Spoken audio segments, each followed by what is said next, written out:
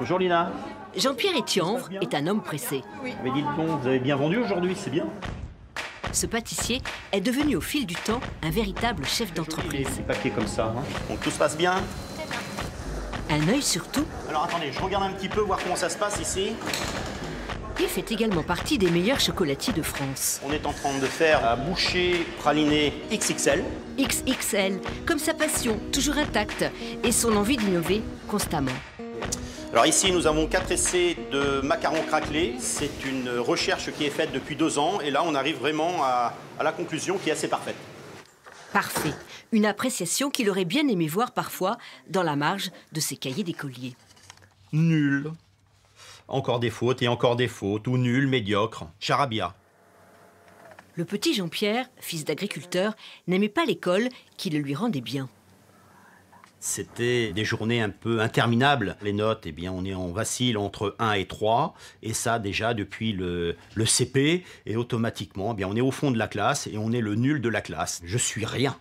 Et puis, comme il faut bien faire quelque chose de sa vie... Je tape à la porte d'un pâtissier pour commencer un apprentissage. Et là, l'apprentissage, ça se passe merveilleusement bien. Les autres apprentis qui étaient avec moi ne connaissaient rien comme moi.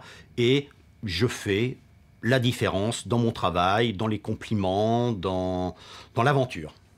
À partir de là, le cancre disparaît et les notes s'envolent.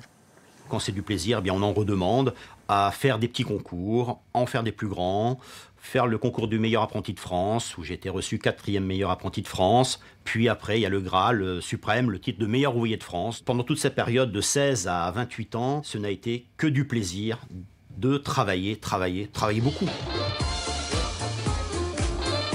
À 28 ans, il acquiert sa première boutique à Dives-sur-Mer. La pâtisserie s'appelle Dupont. Il la rebaptisera Dupont avec un T. Si l'école ne lui a pas laissé de très bons souvenirs, le moins que l'on puisse dire, c'est qu'il n'est pas rancunier. Chaque année, on fait des choses en chocolat qui ressemblent à la rentrée, cette fameuse rentrée. Dupont avec un T, aujourd'hui, c'est 4 boutiques salons de thé sur la côte fleurie. Une entreprise qui compte 90 salariés. Mais le patron n'est jamais aussi heureux que lorsqu'il met la main à la pâte. Ici, on est en train de faire des poires bourdaloue. Il se transforme alors en professeur. Alors n'hésitez pas à bien appliquer la pâte sur la poire. Après, nous allons la dorer et les mettre au four. Au fait, pas trop tatillon le professeur Etienvre? C'est ce qui est important, d'être tatillon, c'est ce qui fait la différence. Et pour les élèves qui ne trouveraient pas leur voie, y a-t-il une recette?